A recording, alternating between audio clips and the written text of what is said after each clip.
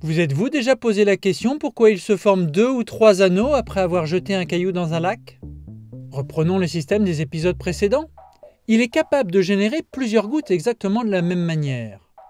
Ainsi, je peux résoudre l'épineux problème de photographier quelque chose au niveau de l'eau.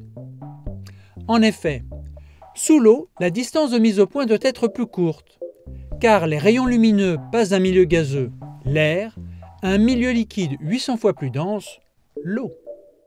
Comme mon objectif ne peut être réglé que sur une distance et non 2 à la fois, je vais faire une première photo, réglée nette sur le dessus de l'eau, puis une seconde photo réglée nette sur le dessous.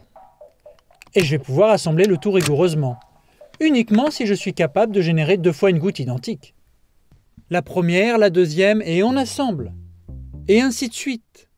On peut ainsi avoir l'intuition de ce qui se passe en réalité. La goutte va percuter la surface de l'eau qui est au repos. En raison de sa vitesse, la goutte transmet son énergie cinétique à l'eau du récipient. Cette énergie déforme l'eau, réalisant dans un premier temps un énorme cratère. Désormais, l'énergie est stockée sous une autre forme, l'énergie potentielle de pesanteur. Tantôt positive, tantôt négative, les oscillations de cette énergie vont créer doigts d'eau et trous d'air. C'est ainsi que ces allers-retours de l'énergie sous différentes formes créent ces anneaux caractéristiques d'un impact sur une surface. Et toutes les âmes d'enfants du monde n'auront de cesse de s'émerveiller de ce phénomène.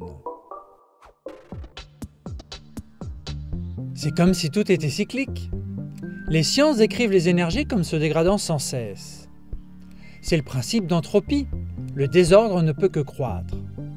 Dès lors, un esprit rationnel pourrait considérer que le monde est en dégradation permanente. Cependant, la source d'énergie primaire de la vie sur Terre est bien le rayonnement solaire. Et des êtres d'une incroyable complexité tels que nous sommes faits en réalité de poussière d'étoiles et d'énergie solaire. La vie construit, la vie ordonne. D'une destruction peut naître une autre construction. Tout est cyclique.